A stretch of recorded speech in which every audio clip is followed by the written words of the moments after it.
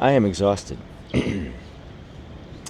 I've been updating a travel guidebook for the past several months, and in the last week, haven't really been sleeping as I kind of made the final sprint to finish it. But I'm done. I'm done, and it's a very big relief.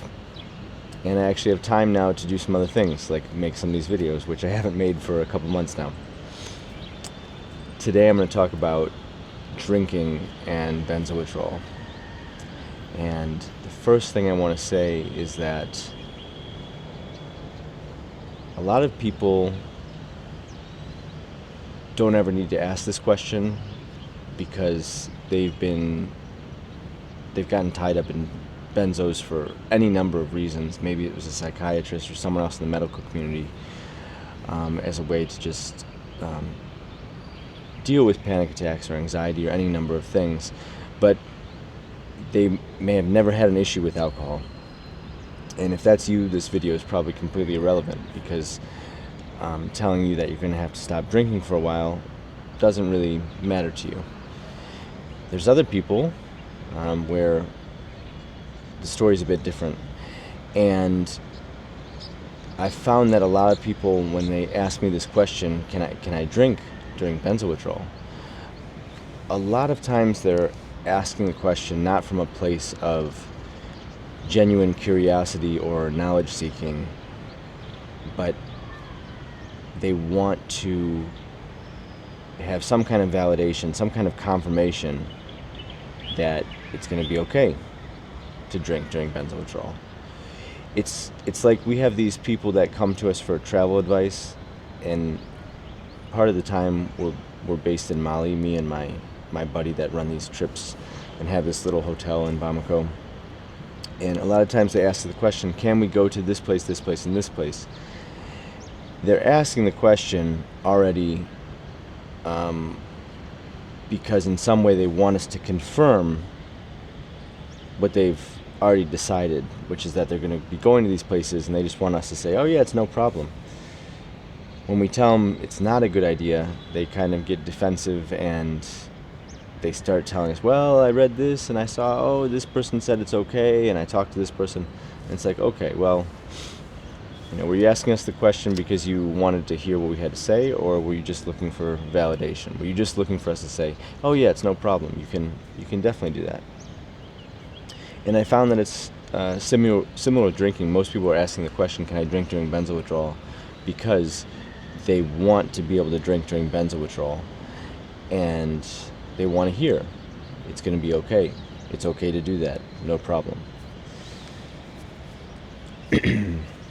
I am one of those people that asked that question looking for an answer in the affirmative.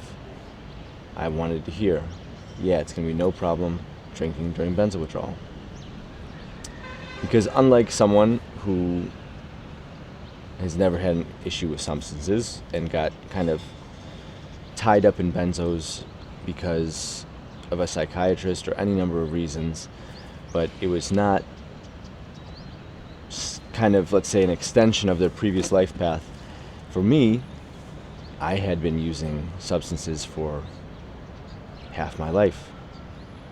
I'm nearly 40, and I can basically say for nearly 20 years of my life, I was using substances to basically try to beat my nervous system into submission. And I've said this in previous videos, but it was as if I was kind of dragging myself through life. And at the best of times, even with substances, I was kind of like white-knuckling my way through life. And substances, alcohol especially, and then it became the benzos, they were kind of the life raft that was keeping me afloat. But as it was keeping me afloat, it was taking me further and further out to sea, into deeper and deeper waters. And eventually, that raft came apart at the seams. Once that happened, once I was going through benzo withdrawal, I didn't try drinking in the very beginning because I had no desire to. I was in such a state. That I had no motivation to drink. Like, things were really going haywire. And this was before, mind you, this was before at the time, I really knew the ins and outs of withdrawal. And this was before I knew that alcohol actually acts on the same receptors in your brain as benzodiazepines. Alcohol is kind of like a benzo light, and exceptionally light, because if alcohol is kind of like a wooden mallet working on your GABA receptors in your brain, benzos are like a sledgehammer. Alcohol is having an impact on those receptors, but it's not the outsized, really dramatic, over-the-top effect that benzos are having. But I didn't even want to, in the beginning, I was such a mess. And granted, mind you, and I've said this in multiple videos, a lot of that had to do with my taper, which was way too fast. So yet another reminder that if you are getting off these drugs, you need to take your time doing it. You need to do it slowly. You need to follow a taper schedule and really try to stay consistent with that. There came a point in my withdrawal, though, where I experienced a window. I experienced a reprieve, a lapse in symptoms. Things were getting a little bit easier. And I remember the first window I ever had during benzo withdrawal. I tried to drink. And I thought this would be perfectly fine. I think I had 2 drinks, 2 beers. That's it. And this was like turning the ignition switch, or the reignition switch, on my symptoms.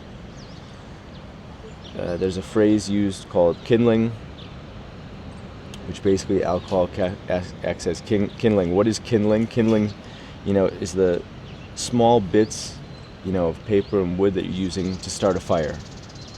It facilitates the starting of the fire. And alcohol does that when it comes to benzo withdrawal. Alcohol can act as the kindling for either starting symptoms, reactivating them, making them worse. And it was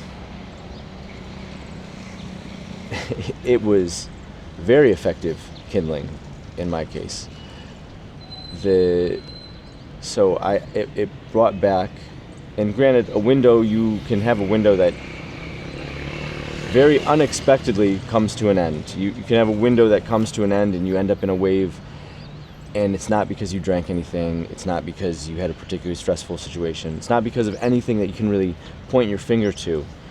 When you're going through benzo withdrawal, a window can end unexpectedly. You can be blindsided by it. But a window can also end because you provoked it. You caused it to end in some way. And alcohol did that for me. After two drinks, not instantly, but within the next, let's say, 12 hours, probably 12 to 18 hours or so, I experienced akathisia, which I had finally started to get away from. Depersonalization, derealization.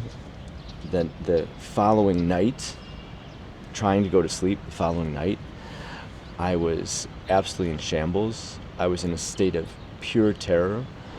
The physical symptoms, the racing heartbeat, all of these really intense kind of physical symptoms were consuming me. But then the depersonalization and derealization, that feeling of being untethered from myself and my identity and not being able to grab onto something.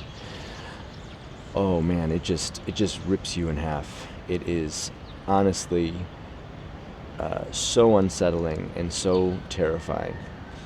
And I brought this on myself. That was the last time. I didn't even try to have a sip of alcohol after that for I think it was about 8 months or so. And then it was having having one beer to see what happened. Now there's a part of me that after this incident with the 2 drinks, thought that maybe I was done drinking alcohol forever. What has happened is that, well, eventually I labored through withdrawal, and as you've seen probably from my previous videos, now more than 2 years out, and this summer will be 3 years out from getting off benzodiazepines. Things are much better, and now I can drink occasionally without catastrophic effects. But before I got off benzodiazepines, I was drinking every day. I'm a part owner of a bar and a restaurant, and alcohol was very much part of my life. I drank every day, and it's something I could tell myself. I drank socially, and I can make up whatever story I want about how I was drinking, but I was drinking every single day. And I really didn't know how I was going to get to the other side of that, live a life without drinking. And for someone that's never touched alcohol, well, you're probably not still watching this video if that's the case. But for those people, they probably, completely are a bit baffled by this, don't understand where I'm coming from at all. But for those of you that do understand what I'm talking about, you know how intense this feeling can be. It's as if there's a part of your identity that you're at risk of losing. And one reason I'm making this video right now is to tell you that through this whole process, getting off benzos, going through withdrawal, and getting to where I am right now, the silver lining of it, there's been a couple silver linings, and that seems probably astonishing to anyone that's in the middle of benzo withdrawal right now. But one of them has, without a doubt, been the realization that this was not part of my identity. My drinking was not part of my identity. And just as alcohol and benzodiazepines kind of gave me this life raft that kept me above the water, that kept me feeling safe in a way, that kind of wrangled my unruly nervous system, just as the alcohol and the benzos were able to do that, they were also keeping me from actually knowing myself. And now that they're gone, and as horrific and awful, as much of a nightmare as benzo withdrawal is and was for me, it's like now I have finally something to grab hold of. It's like I've actually touched land. I've touched a physical object. I'm not out floating above the water, mind you, but away from the land, drifting. I have found something to hold on to. I found myself. And it sounds really silly to say that, but it's kind of like in 20 years, I was avoiding that in a lot of ways.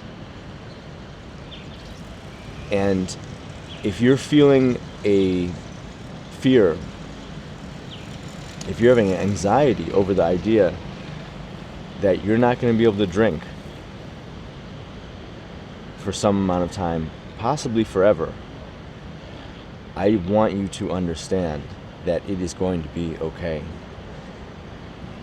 That part of you that feels like it is, if it leaves, it's like a form of death, a form of really losing your identity, can actually be the opposite. It can actually be the opposite. It's important to really keep in mind and understand that I never thought I would get to this point. I never thought I would be somewhere where drinking was no longer near the center of my life, where it was not a daily activity, where it was not critical for any social gathering interaction. Because that's how it was before. Alcohol was the crutch, and I know I'm not the only one, for nearly any social situation, especially if it involves something more than a group of people beyond my immediate close friends. And now I'm at a point where I don't need alcohol for those social gatherings. And I will have a drink every now and then, but it is not something that is propping my whole life up. Benzos, no longer. Alcohol, no longer either. And I never imagined I'd get to this point. Me saying that is your cue to realize that if any of this sounds familiar, it's also possible in your life. That's the most important message in this video. I've got a whole list of videos that I have been neglecting even before this travel guidebook writing project. Now they're really gathering dust, but I'm just gonna start chipping away at it, and I'm gonna pick a topic and I'm gonna make a video about it. And this video is obviously very specific in terms of the topic not possibly being relatable to everyone, but there's going to be some other things I talk about soon that will be certainly relatable to anyone going through benzo withdrawal, generally, anyone having a tough time with it. And if you are having a tough time with it, I really hope you're going to get some relief soon. I'm thinking about you, and I hope you're okay, and I hope you have a good day today. See you soon.